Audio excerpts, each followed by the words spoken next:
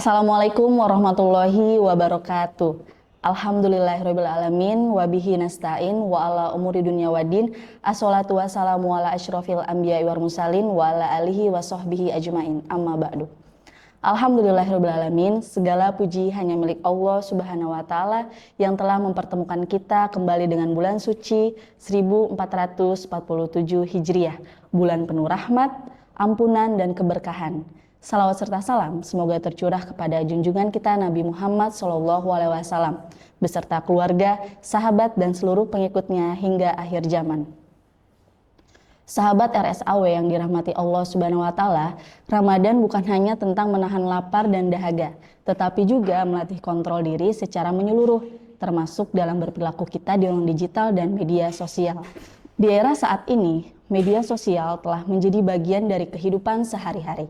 Informasi mengalir cepat, opini berseliweran, dan emosi seringkali tersulut hanya lewat satu unggahan. Tanpa disadari, media sosial bisa menjadi ladang pahala atau justru sumber dosa, tergantung bagaimana kita menggunakannya. Allah Subhanahu wa taala berfirman dalam Al-Qur'an, surat Al-Qaf ayat 18. Tidak ada satu kata pun yang diucapkan melainkan ada malaikat pengawas yang selalu siap mencatat. Ayat ini tidak hanya berlaku untuk lisan, tetapi juga untuk jari jemari kita saat mengetik komentar, status, atau membagikan konten. Ramadan mengajarkan kita kontrol diri atau self-control. Maka bijak bersosial media di bulan ini setidaknya mencakup 3 hal penting. Pertama, mengontrol diri dari reaksi emosional. Tidak semua informasi perlu ditanggapi, tidak semua opini perlu dibalas. Jika sebuah unggahan memancing amarah, kebencian, atau perdebatan tidak produktif, maka diam adalah bentuk ibadah.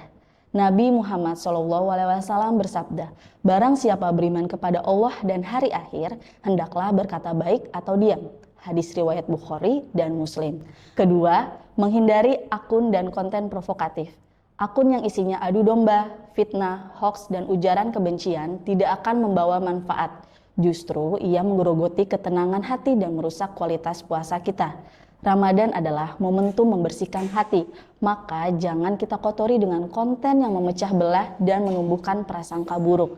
Lalu ketiga, menggunakan bahasa yang santun dan beradab.